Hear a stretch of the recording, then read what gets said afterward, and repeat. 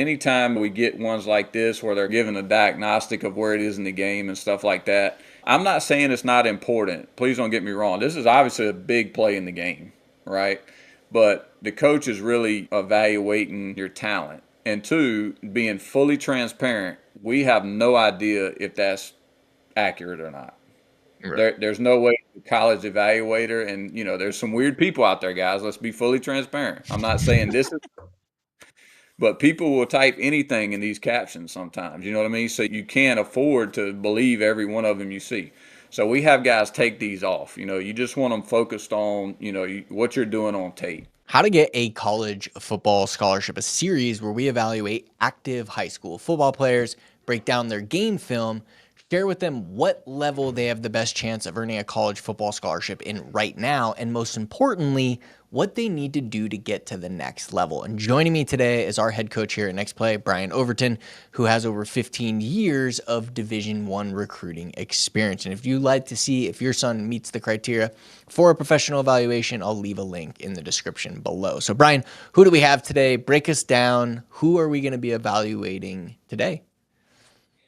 Yeah, I got a 2026 quarterback QB. up today. Okay. Okay. Yeah, I got a quarterback. Hadn't had a quarterback in a little bit, so wanted to grab him. Good player. Um, so before we jump into it, obviously had him do or talk to him about his information slide as I got it paused here on it, as you can see. And again, we're starting to send our guys to Canva quite a bit because you can make a really nice slide. Huddle doesn't let you put so many characters on there. It makes it a little tough. So our guys have been able to create a quick one on Canva, nice and clean action shot with all the information that we add in the full evaluation, obviously, that we send to them. So we had him add that. How we're going to flow with this one, I'm gonna go. I'm gonna kind of let it run. It's about 5.5 minutes, but most of the stuff, the plays and stuff that I want to point out that I had in my notes are kind of in the first 3.5 minutes or so. So it worked out good. So as we get to those plays, I'll kind of talk about what we had him do with those plays because there are other plays in there that I want to talk about, things I like, and and things like that. So we'll probably let it run. But when we get to plays that I had marked, I'll talk about those specifically and what we had him do with those plays and why. Yeah. I mean, So this is again, just a really good player. He's about 6 foot, 175, 180. okay. Good player. Yeah, and just so everyone knows, like what we're going to share with you right now is an overview of what we do during an evaluation. What we send to the family, obviously, is much more in depth as far as like what exact plays to move around, why we're moving those around. This we want to show you what are college coaches looking for in a QB. We're going to kind of break down his game film with that. What does that look like? If why are college coaches looking for that? And then most importantly, what division does he have the best chance of earning a scholarship in? And then what does this player need to show on film to get to the next level, right? If you're FCS to get to FBS, if you're D2 to get to Division One, right? So, yeah, let's rock and roll, Brian. All right, just gonna let it run here. Like I said, when I get to plays that I have specifics on, I'll stop it there. We're gonna let it run. But again, I got him 6 foot, 175, 180. He's got a little different arm slot, and I'll talk about that, here in a second. But as we let it run here, you can tell, and I'll talk about it a little more as we go. He's coached up, by his pocket presence, his good base back there, the way he moves around, like making plays like that, off schedule. And he's got a really good feel back there in the pocket, which is why I wanted to let some of this run. As we go along here, you can just see he's got really, really good playmaking ability. Okay. And so I paused it here. This 44-second clip is one I wanted to put in there because, so you saw a touchdown early on down in the red zone, but now we're 45 seconds into the tape, and this plays in there. And so, it was kind of like a stop and go, really good throw right there. Really the only place he could put it. That needs to be up in the top of the tape. It's a scoring play. He put it in the only place he could put it. That's a play that we had him move up. As we keep going here. and again, I'll talk about arm strength and things like that when we get a little deeper in the tape. But you know, as you let it play here again, you can tell one he reads it. You can tell he's being coached to read it out, and you don't see that a ton in high school. To be honest with you, you'll see times in here where his eyes start in one spot, he gets to one, he gets to two, and he gets all the way down to his third read. A lot of the time. And you just don't see that a ton in high school. So he's really well coached. And you see a ton of this stuff in the pocket where he's got people in his lap, he's got traffic going on, and he finds a way to make a positive play, for his team. So here's another one that I had stopped right here. As I let it play, this play here at 139, a little play action pass, and again, puts it in a great spot for his receiver. You notice a scoring play that needs to be moved up. Coaches at the quarterback position, when you're evaluating quarterbacks, they need to know, like, if you execute a play correctly and you get a guy open, that they can get it to him on time, on target, and give yourself an opportunity to score. Because in college football, those opportunities are few and far between sometimes. So they got to really feel good about you being able to get it to them on time and on target. And again, the way he moves in the pocket, and I'll stop it right here. Hold on just a second. This was a note I had here on this next play. The way he moves in the pocket and the accuracy that he can throw the ball with on the move, is a great characteristic. So just for everybody, we've talked about this before, but I don't know if we've had this a lot in a lot of our last few ones. But anytime we get ones like this where they're kind of explaining the play, fourth and 14 down 7, they're giving a diagnostic of where it is in the game and stuff like that. I'm not saying it's not important. Please don't get me wrong. This is obviously a big play in the game, right? But the coach is really evaluating. He's evaluating your talent. And two, being fully transparent, we have no idea if that's accurate or not. Right. There's no way the college evaluator, and there's some weird people out there, guys. Let's be fully transparent. I'm not saying this is, but people will type anything in these captions sometimes. You know what I mean? So you can't afford to believe every one of them you see. So we have guys take these off. You just want them focused on what you're doing on tape. Okay, so we have them take the captions off. When they're trying to explain the play, or that point in the game, any whatever you want to call it. Okay, so we have them take those off for obvious reasons, and everybody may not agree with that, but I'm just telling you, from experience. Here's another one. And obviously we can't see the scoreboard. You don't know if that's accurate or not. But I hope it is. Um, so again, here's another scoring play here where he shows off a little bit of his athleticism that I felt like needed to be moved up in the tape. He's obviously scrambling to throw. It's taken away from him, but he shows some athleticism there and getting the ball in the end zone. It shows a little savvy there, some football IQ, and it shows again that he can put the ball in the end zone when it's not exactly right or perfect. Okay, and so now what I'm gonna do is I'm gonna skip down to a couple for the sake of time One here. I'm thing gonna skip down here. I just want to Huh? mention this because I think it's like, you mentioned him being like super coached up. And I think like when I watch him drop back, and especially those first 5, 6, 7, 8 plays as he's avoiding pressure, like it looks very sound. His technique, the way he drops his hips, he moves side to side to avoid a tackler. Like, he's not a guy, he's not like a bulldozer. He's not going to run over a guy, and he's not like a 3'9", 5'10", 5 guy, right? It's just obvious. But his ability to drop his hips and move quickly without having that kind of speed, he's very well coached, and and not only being well coached, but he takes coaching well and implements it.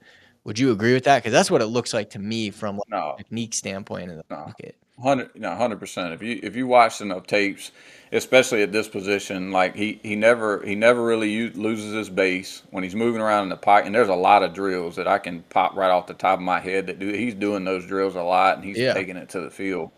where he's moving around in the pocket, finding the soft spot in the pocket, but he's never losing his base. He keeps his base for as long as possible. But you see, when he has to lose it and has to get out of there, he can make, weird arm. He can change the arm angle and still deliver it accurately to get a positive play out of it. And the other thing that's really big for a high school quarterback, when he's doing all those things, he never drops his head.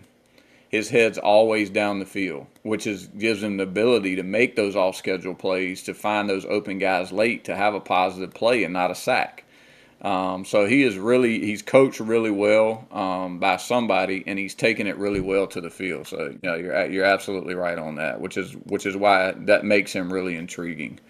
So I hit play without explaining this here. So this is a play here that I had him take out because he's got so many good plays on there of stuff we just talked about. He's got some good touchdown throws that I showed you, and he's got more in there that were a little later in the tape. They were just too scattered.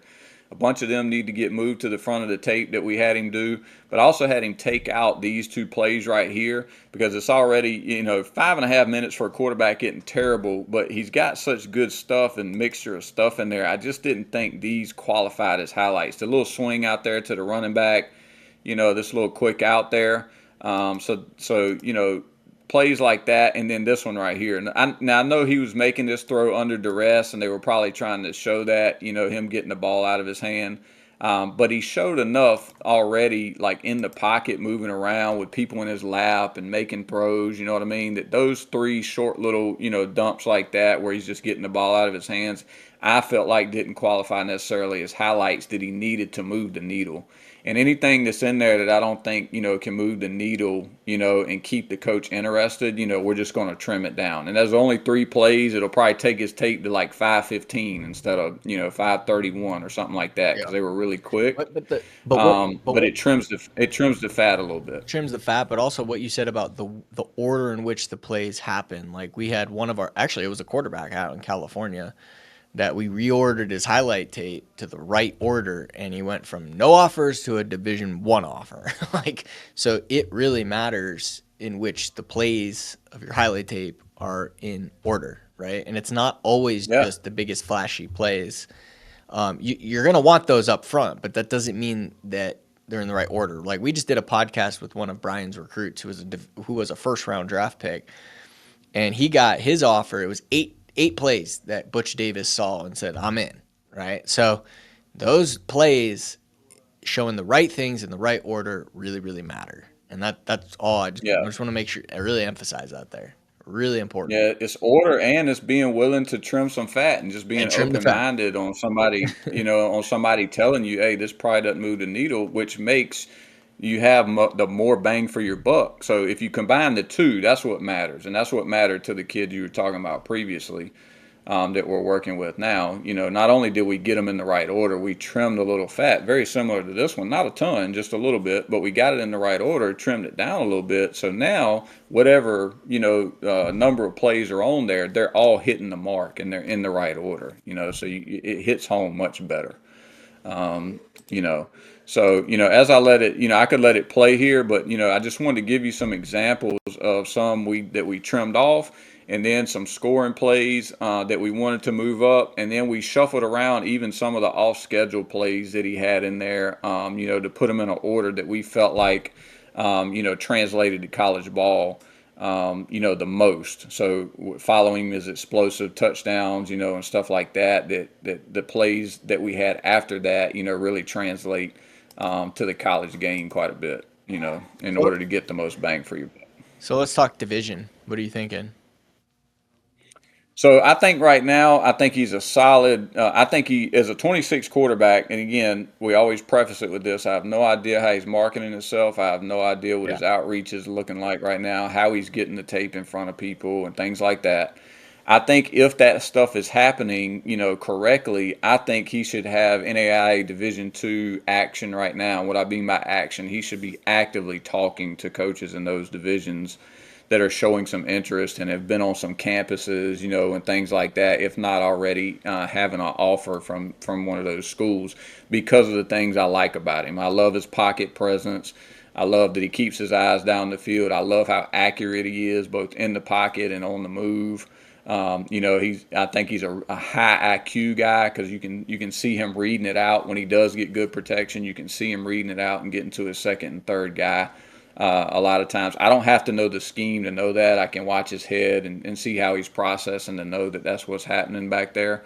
And so, because of all of that, I think he should have some action right now in those divisions. Having said that, to level up, and maybe get some traction at possibly even the FCS level. Obviously, he's got 1 year at Tate left because this is his junior Tate. I do think he'll have to, work really hard on his arm strength, this season. Like, you saw some deeper throws, you know what I mean? But they're a little, they didn't really get up and down. They were really arcing a little bit, you know what I mean? So I think really showing that he can push the ball down the field, accurately on a consistent basis, will have to come up on his senior tape.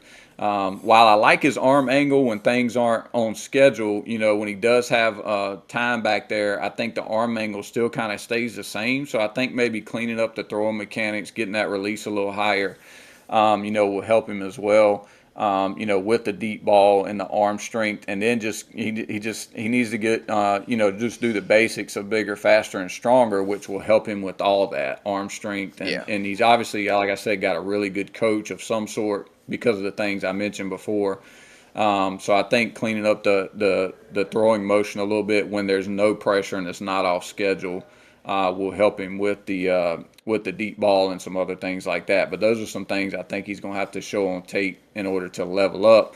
But I think he's got a chance to be a really solid NAIA Division II quarterback. Yeah, absolutely. And I think, obviously, I haven't met this young man yet, but it's, the marketing side of this, having a couple Division II offers under his belt right now would be really valuable for him. And then obviously using that to level up and show what you're saying he needs to show in his game film, so he could start looking at the Division I level and seriously getting offers, right? And putting himself in a position to do that. So, Brian and I, it always goes back to the business side, right? Like, this kid's super coachable. I don't know him from an intangible standpoint, which with quarterbacks is super important, but he's super coachable. So if he's coachable in the marketing and the business side and the sales side of his business, he's got a real opportunity to do some awesome things and really level up. So really appreciate that, Brian. Thanks for jumping in here today, man, and doing this evaluation. And if you're interested in seeing if your son meets the criteria for a professional evaluation, I'll definitely leave a link in the description below. 21% of our listeners, I saw the stat, pretty interesting, are subscribers. So if you got value from this video and you'd like to watch more videos just like it, we post a podcast every single Monday, more of a how-to type training video every Wednesday, and then we do our evaluation like you're watching here every single Saturday. So if you get value, feel free to subscribe, hit the bell notification so you can watch more videos. It really helps us in continuing to provide valuable content for you. We look forward to seeing you on the next one.